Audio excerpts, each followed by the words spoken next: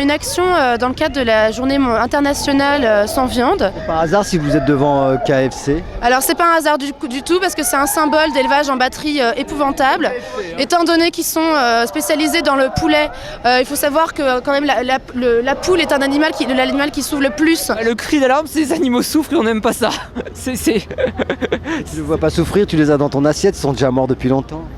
Ah bah oui, c'est sûr, c'est pour ça que moi j'étais pas végétarien jusqu'à l'âge de 17 ans parce que j'y réfléchissais pas, hein. Puis il y a un jour où tu vois une image et tu te dis « Ah bon ?»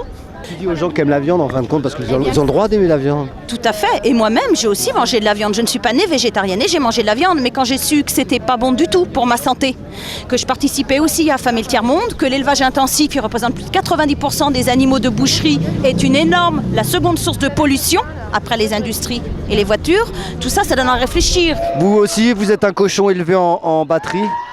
Exactement, je suis un cochon élevé en batterie, je souffre.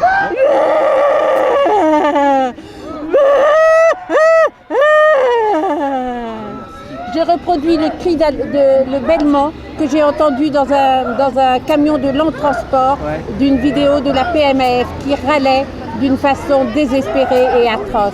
Les poules, on leur arrache le bec avec une lame chaude. Donc déjà rien que ça, c'est une souffrance qui dure des fois parfois jusqu'à la fin de leur jour. Ils arrivent aux abattoirs avec les membres mous, cassés, dans des états tels qu'ils ne pourraient pas être vendus dans le commerce. C'est bien qu'on les donne à des fast-food du type KFC pour qu'ils puissent les cacher derrière des enrobages de panures et autres. Tu crois que c'est bien ce que tu fais là? Oui, c'est très bien, je me fais plein d'argent sur le dos des gens et en plus ils mangent mal, donc ça me fait encore plus plaisir. Vous savez que vous serez vendu dans les chaînes de fast-food? On va être tué dans moins de 40 jours et franchement on aimerait vivre. Qu'est-ce que vous leur faites pour les martyriser? Oh, je les mets violemment dans des cages, je leur brise les ailes, les pattes, je les écrase.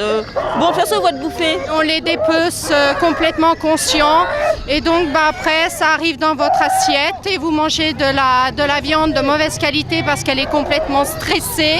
Donc la cage elle est comme ça, hein. Il y a cette surface là. Combien on peut mettre de poules? Pas une poule de trop, une poule fait à peu près 2 kg, 3 kg. Ouais, donc là on en met 2 des poules. Hein. On en met 2 et elle est comme ça 24 heures sur 24. Ah d'accord. Elle chie là-dedans, elle mange là-dedans, elle peut même pas se retourner pour se laver le cul.